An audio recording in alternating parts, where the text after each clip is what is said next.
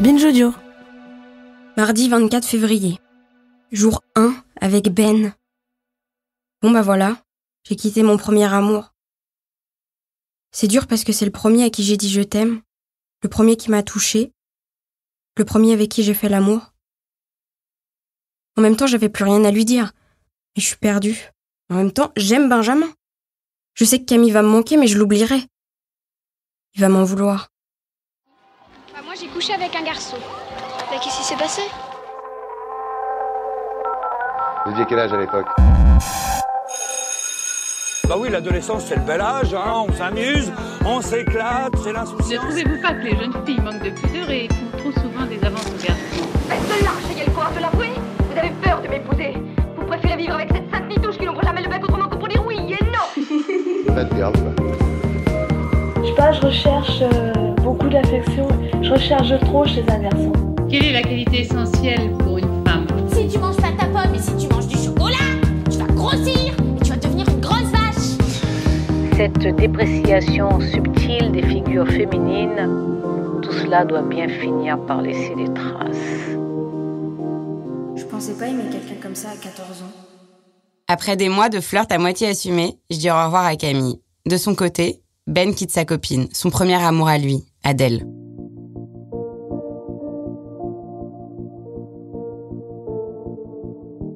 Même si on s'est pas encore embrassés, on sort officiellement ensemble. Ce qui veut dire à l'époque que tout le collège est au courant.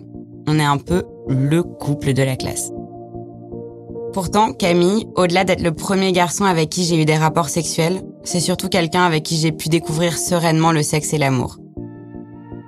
Comme si j'avais tiré sur les fils de l'enfance avec ses bons côtés. La découverte, le jeu, le plaisir immédiat égoïste et la confiance en l'autre presque aveugle.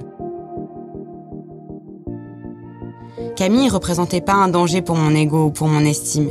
Il me dévaluait pas. Je vivais les choses à 100%. Je faisais corps avec mes émotions. J'avais pas peur. Et puis, il a laissé de l'espace pour que je construise mes désirs. Je pense que cette bienveillance réciproque, elle a créé chez moi une base saine pour la suite de mon épanouissement sexuel et sentimental. En fait, ce premier amour qui sera, comme je le prédis dans mon journal, vite oublié, il a permis aux histoires d'après d'exister et de grandir. Des histoires qui seront à chaque fois plus intenses, plus charnelles bien sûr, et puis aussi plus complexes. J'ai jamais revu ni parlé à Camille après notre rupture. On est devenus des étrangers l'un pour l'autre. Notre seule prise de contact, c'était une demande d'amis Facebook en 2007 et elle a jamais débouché sur rien, à part une mince tentative de « Salut, ça va ?» de Camille à laquelle j'ai pas répondu. Putain, c'est tellement drôle. Ah ouais, putain, 15 ans plus tard. Bon, ça va, okay. On n'a pas changé, hein. Non, je trouve que t'as pas trop changé, moi non plus. Enfin, moi, j'ai l'impression que j'ai pas changé, mais... Non, moi non plus. Mais je t'avoue que je suis un peu stressée de ce coup de fil, je sais pas pourquoi. J'ai souvent eu un peu honte de moi. J'avais honte d'avoir perdu sa trace, honte d'avoir laissé ce moment de ma vie s'effacer. Comme si c'était rien, alors que c'était tout. T'habites où maintenant, alors? Tu fais quoi? Juste dis-moi. Dans la vie. J'habite au Canada et je suis ingénieur. T'as une copine ou pas? Non. Je suis célibataire, je prône pas spécialement la vie de couple. Ah ouais? Pourquoi? Parce que j'ai l'impression que tous les 3/4 des gens ils se mettent en couple parce qu'ils savent pas être seuls. Tout le monde à 30 ans, ils s'achètent un appartement. En fait, ces derniers temps, j'ai eu des annonces d'enfants. Quand je t'ai rencontré, c'est super drôle quand même. Et du coup, non, mais c'est pas... Ça va, moi j'ai mon mode de vie, c'est pas grave. Mais tu sais que moi, pendant longtemps, je trouvais ça vraiment hyper bizarre qu'on se soit rencontrés comme ça. Bah là, j'y ai repensé, je me dis, j'étais tout fier de moi. On s'est vu plusieurs fois entre le moment où on s'est rencontrés sur MSN et la première fois qu'on s'est embrassés. On a mis 6 mois à se voir.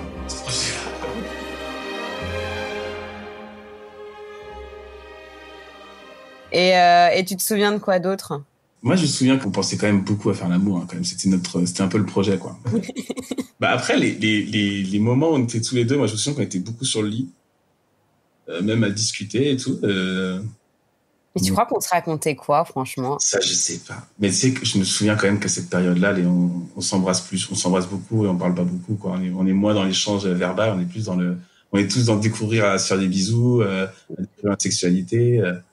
Et est-ce que, justement, sur le sexe, est-ce que tu te souviens de il y avait les galères d'organisation, mais juste physiquement, que c'était vraiment compliqué pour moi au début? Tu t'en souviens ? Ouais, je me souviens qu'on a mis plusieurs fois à le faire. Ça, je m'en souviens. Je m'en souviens qu'il y a un truc dans ta to-do list, tu l'as jamais fait. Mais oui. Je devais galérer pour essayer de bander alors que sans que tu me touches. Ça, c'est sûr que je m'en souviens très bien. Non, mais j'avais peur de toucher, mais en fait, c'était vraiment une époque bizarre parce qu'en même temps, on était super excités, puis ça faisait quand même peur, ce nouveau corps qu'on connaissait pas. Mais t'étais déjà quelqu'un avec beaucoup de caractère. Ouais, pourquoi tu dis ça ? Parce que tu savais ce que tu voulais, parce que par exemple, jamais tu t'es senti obligé de me toucher par conditionnement social. Non, mais je veux dire, tu m'as pas touché, mais c'est pas pour autant qu'on a suivi pour moi, c'est toi qui menais le jeu, clairement. Après, peut-être que j'étais un peu passif par les joints et tout. Mais pour moi, tu menais le jeu, quoi. Si tu me disais de venir, je venais, ou des choses comme ça, quoi. Ouais, tu vois? Ouais. Non.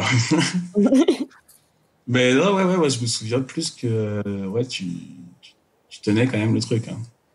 Et est-ce que tu te souviens quand même qu'à un moment, on était extrêmement amoureux l'un de l'autre ? Moi, dans mon journal, je dis à quel point je t'aime tout le temps. Moi, je me souviens que j'étais amoureux de toi, mais moi, j'ai un souvenir où j'étais plus dans la demande que toi. Il y a juste un truc que je comprends pas, c'est pourquoi on s'est plus jamais parlé. Est-ce que tu t'en souviens, toi ? Moi, je me souviens pas que ce soit bien fini, hein. Non, je pense pas que ça se soit bien fini, mais... Non. Moi, j'ai un souvenir, j'ai le dernier souvenir, on était tous les deux dans ton salon. On avait fumé un joint. Et je pense que là, je devais essayer de en fait, non, peut-être que là, j'essayais de vouloir te séduire, je sais plus trop. Mais je me souviens être parti où j'ai compris que c'était mort. J'étais plutôt énervé, je crois, parce qu'en fait, tu m'avais peut-être rappelé juste pour essayer de fumer les joints et même pas pour... Ah merde, je suis désolée. Non mais c'est nul comme souvenir de rupture. Mais attends, on avait 15 ans, c'est pas un nul, c'est une rupture. J'ai un souvenir où ça a été assez brutal d'un coup, en fait. Après, tout au long de notre relation, c'est vrai que là, je me souviens qu'on a galéré, qu'on a dû demander l'autorisation à ta mère sur plein de trucs quand même. Moi, j'ai plus un souvenir de tu voulais absolument le faire. Oui, ça c'est vrai. Mais on était plus sur j'ai pas un souvenir, toi, de romantiser tout ça. Tu voulais le faire parce que c'était important, tu voulais passer le cap. On a suivi des procédures bien définies. Ça a duré un fond, parce que c'était une étape de vie à faire. T'étais jeune, quand on se voyait dans ta chambre, on s'embrassait pendant 4 ans. C'est ça un peu quand t'es jeune, quoi.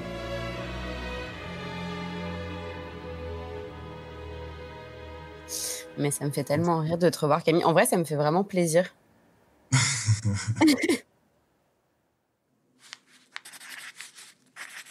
Mercredi 25 février.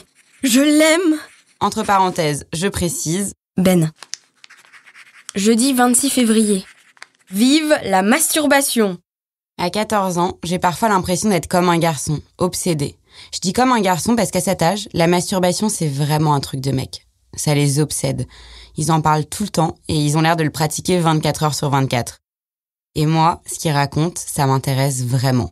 Puisque finalement, c'est les seuls à en parler aussi librement. Ils en parlent surtout entre eux, mais je me souviens très bien de plusieurs anecdotes qui se sont déroulées pendant le collège. Déjà, je me souviens de la première fois qu'un de mes copains a réussi à éjaculer. C'était en 5e.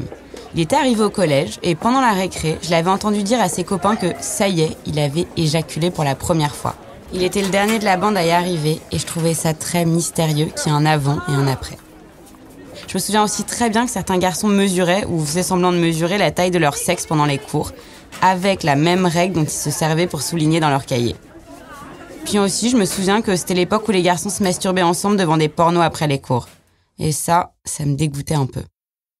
En tout cas, nous les filles en 3e, on parle pas de tout ça. Et je trouve ça bizarre, comme si on était deux espèces différentes. Comme si on n'était pas tous traversés par les mêmes désirs. Je pense que les premières fois que j'ai vraiment entendu en long, en large et en travers des garçons parler de leur sexe et de leurs problèmes, c'était à la radio. Parce qu'à 14 ans, pratiquement tous les soirs, j'écoute les conseils de 4 experts en éjaculation, masturbation et autres mots en ion sur Skyrock entre 21h et minuit. 21h minuit, Diffoul est sur Skyrock. Ouais, salut Diffoul, moi c'est Léa, j'ai 16 ans, je suis amoureuse d'un mec depuis maintenant, presque 1 mois. C'était la mythique libre antenne de Doc, Diffoul, Romano et Marie. À l'époque, j'ai l'impression que Skyrock c'est LE truc commun à tous les citoyens français de moins de 18 ans, un peu comme le JT de 20h, qu'on écoute dans toutes nos chambres d'ados. J'ai envie, mais j'ai hyper peur et je sais pas comment on fait, donc je voudrais avoir un peu... Sauf que, contrairement au JT, c'est un tabou. Et je sais pas trop si j'aime les garçons. Autour de moi, la libre antenne, comme la masturbation d'ailleurs, c'est plutôt un truc de mec. Les filles, elles écoutent aussi, mais elles l'assument pas. Le matin, les mecs font un débrief de l'émission de la veille et j'aime bien les écouter discrètement. Mais je sais pas à qui on parlait. Bref, tous les soirs après 21h, je m'enferme dans ma chambre, je dis à ma mère que je vais me coucher et j'allume la radio. Yo des foules, salut les gros. Message là pour la Cindy. Elle m'a michetonné du soir au matin, frère. Je t'amène au McDo, je t'achète des glaces, je t'achète des fringues et tout. J'ai pas de thunes, je pique l'argent à mes parents. Tu m'as michetonné. Moi, je vous appelle parce que j'ai un problème. Là, sans bouger, dans le noir, j'écoute religieusement, quand je fais l'amour, super concentrée, je mouille pas assez. les conseils sexos et sentimentaux, enfin surtout sexos, Je sais pas si c'est problème. délivrés par la bande d'animateurs entre deux blagues graveleuses. De loin, si on n'écoute pas vraiment les mots, on entend surtout des rires un peu idiots. Un peu une ambiance de fin de dîner au moment du digestif ou du trou normand. Une sorte de sexisme assumé bon enfant, même si je pense pas que ces deux mots puissent aller ensemble. Bon, ok, c'est pas très féministe, mais c'est grâce à cette émission que je découvre la sexualité, disons, pratique. La libre antenne de Skyrock, ça a une très grande place à l'aube de ma vie sexuelle. Donc, je suis là, comme ça, dans le noir, je mens à ma mère, je suis à fond. C'est vraiment un moment important, et il faut que j'écoute attentivement ce genre de questions existentielles comme « Est-ce que l'odeur de mon sperme est normale ?» Bon, y a pas que ça, hein. Je me souviens aussi de questions plus mignonnes, style C'est bientôt la Saint-Valentin et j'aimerais lui offrir des sous-vêtements. Mais je sais pas comment on choisit. Mais dans mon souvenir, ça tourne quand même beaucoup autour de comment faire un truc à ma meuf qui est pas hyper chaude à la base. Genre, comment je veux dire à ma meuf que je veux qu'elle me suce? C'était beaucoup de questions, mais aussi des récits d'histoires amoureuses et sexuelles, des fantasmes. Dans mon lit, la nuit, ça m'excite énormément, même si je comprends pas tout. Bien plus que les cours d'éducation sexuelle au collège, cette émission, elle a participé à mes premiers émois, et elle m'a aidé à accumuler mes premières connaissances un peu sérieuses sur la sexualité des jeunes adultes. Vendredi 27 février. Oui, je vois enfin Ben. Je suis folle de Ben, mais on s'est même pas encore embrassé. J'appréhende quand même un peu et je vais être stressée et timide.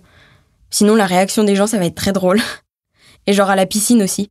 Enfin bon, je lui ai raconté toute ma vie. En commençant cette relation avec Ben, je dis définitivement adieu à mon enfance. Et au premier degré qui accompagnait mon histoire avec Camille. Désormais, le regard de l'autre envahit mes pensées.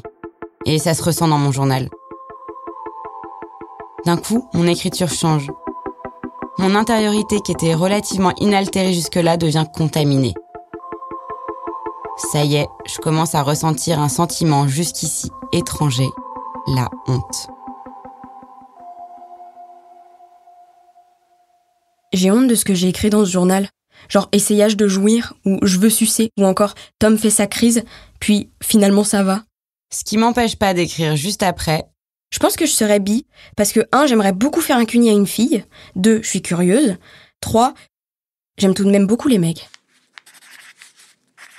Samedi 28 février. Premier baiser avec Ben, miam, si ça continue aussi bien que ça a commencé. Dimanche 29 février. Vu Ben, trop bien avec lui. Culotte mouillée plus smiley qui tire la langue.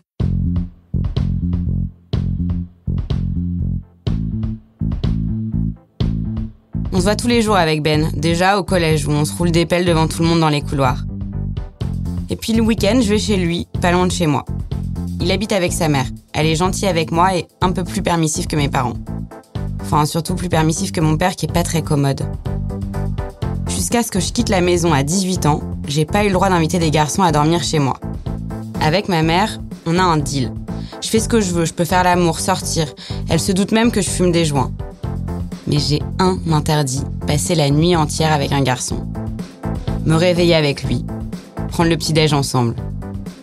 Ça, elle trouve que c'est vraiment un truc d'adulte.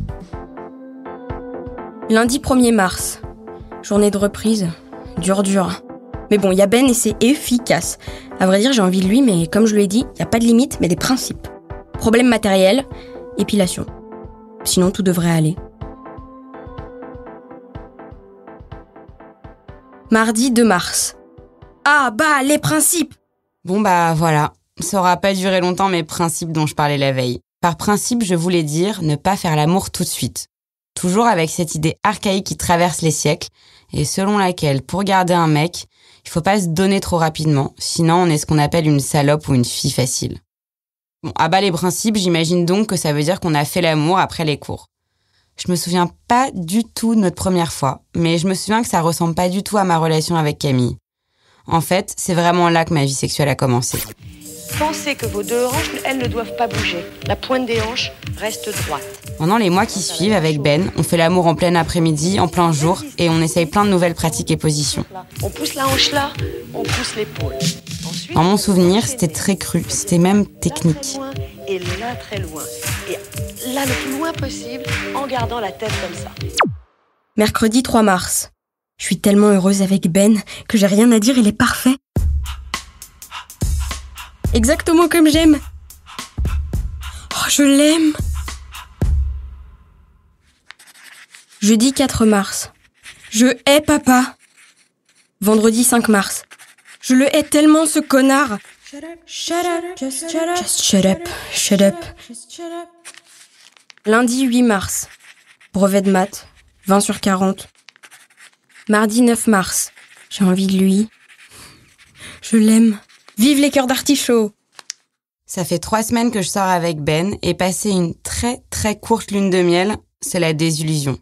Après des mois de flirt et de rapprochement, notre amour ne se concrétise pas vraiment. Ben regrette d'avoir quitté sa première copine Adèle pour moi, et même s'il me le dit pas clairement, je le ressens. J'ai 14 ans et forte de, zéro expérience, je fais tout pour qu'on reste ensemble. Comme s'il y avait pas d'autre option. À cet âge-là, je touche à peine du doigt la complexité des sentiments amoureux. L'amour ne m'a pas encore blessée, je suis donc saisie d'une sorte d'optimisme naïf. Ben, qui lui non plus ne saisit pas la complexité de ses propres sentiments, ne sait pas comment s'y prendre avec moi. En fait, je suis juste devenue un boulet pour lui. À partir de maintenant, continuer à le voir devient le but de ma vie. Ça m'obsède. Résultat, je perds confiance en moi. Je me tape une déprime, je passe du rire aux larmes sans arrêt et tous mes sentiments négatifs sont amplifiés. Je vais me ressaisir. Pour Benjamin. Mardi 16 mars. Je suis jalouse des copains de Ben. En fait, on a toujours les mêmes problèmes avec ses amours. C'est chiant. On croit que c'est juste avec cette personne, mais c'est à répétition. Là, j'avais mis un photomaton de Ben et moi. Mercredi 17 mars. Qu'est-ce que c'était bon. Je suis jalouse. Jeudi 18 mars. Arrêtez d'être dépendante. Ça fait chier, je l'aime trop et je suis possessive et collante. Je lui laisse plus de liberté. Bref, il me fait souffrir car il me fout tout le temps des vents au lieu de me dire tout simplement qu'il veut rester seul. Bref, fouille, je suis triste et je pleure tout le temps. Je vais essayer de faire des efforts mais en même temps à lui aussi d'en faire. Ah, c'est dur l'amour. Dimanche 21 mars. Ben n'aime pas que je me masturbe, c'est chaud. En fait, il pense que c'est pour le remplacer mais pas du tout. Ce sont deux choses différentes. Lundi 22 mars. Putain, je suis vénère. Pourquoi on rencontre toujours des problèmes? Ne suis-je pas satisfaisante? Plan. Soit lui demander, soit rien dire et l'épater. Je suis de moins en moins naturelle avec Ben. Je commence à établir des stratégies dignes de mauvaises comédies romantiques pour le garder alors qu'il est déjà parti, en tout cas dans sa tête. Putain, je l'aime trop. Putain, il a dit... J'ose même pas me le dire. Putain de merde, j'en ai marre. Je commence à être tellement désespérée que j'essaie de m'auto-convaincre que je suis pas complètement accro à Ben. Je ne suis plus dépendante. Je prépare une bête de journée à mon chéri demain. Épilation, plus dessous joli, plus t-shirt moulant. Mercredi 24 mars. 1 mois avec Ben. Rendez-vous à 12h30 chez l'esthéticienne. Putain, je veux un autre gros câlin. Vendredi 26 Jeudi mars. 25 mars. Jamais naïve. Un vieux couple lundi, comme les vieux fous. Mars. Je recommence le plan. Ne plus être dépendante. Car je veux voir si je vais pas le voir, viendra-t-il me voir? Je me le demande bien. Enfin bon, si je suis plus accro, j'ai envie de sexe. C'est l'horreur, c'est moi le mec et lui le mec. Mais bon, c'est moi la plus obsédée des deux. Il faut que j'y arrive. Mardi 30 mars. Nouvelle position. Je dois avouer que c'est bien. Mercredi 31 mars. Saint-Benjamin. Au stylo bleu, j'ai d'abord mis une flèche avec écrit « Mon ex ». Puis en noir plus tard « Lol, plus mon ex ».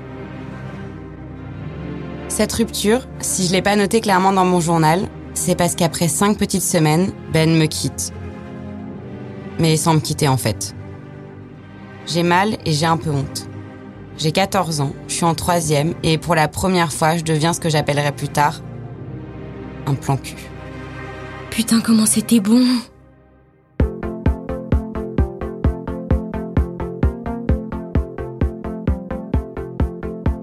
Je suis Lucie Michaelian, vous écoutez Mes 14 ans.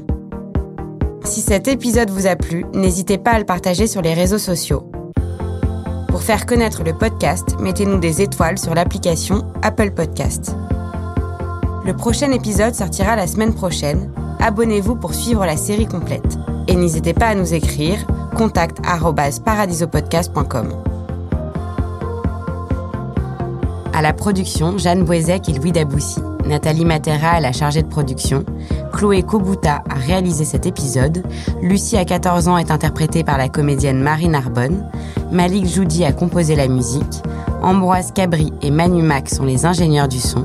Anne-Cécile Kiri et Amel Almia ont participé au montage. Tim Dornbush a fait le mix. Le générique a été réalisé par Claire Cahu. L'illustration est de Audrey Coupé de Kermadec. Les producteurs délégués sont Benoît Dunègre et Lorenzo Benedetti. Une création Paradiso.